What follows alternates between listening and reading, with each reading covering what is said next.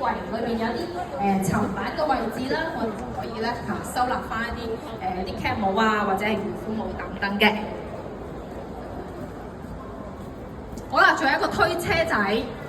咁其實咧佢都係好用嘅，因為推車咧都非常之萬用啊，因為佢可以適應喺唔同我哋嘅家居嘅生活空間可以做到啦。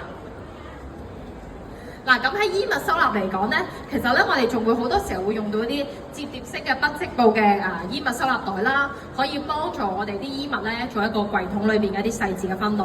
咁我哋攞嘅時候咧就唔會咁凌亂啦。嗱，剛才都有介紹過啦，呢啲 polyester嘅，咁我哋咧點解會好極力推薦用呢啲收納工具啦？唔少人屋企衣櫃係咪用層板㗎？層板有咩困擾啊？最深入嗰件衫永遠攞唔到，隔咗幾年都冇掂過，係咪？嗱，如果我哋用咗呢個款式嘅話咧，我哋就可以輕鬆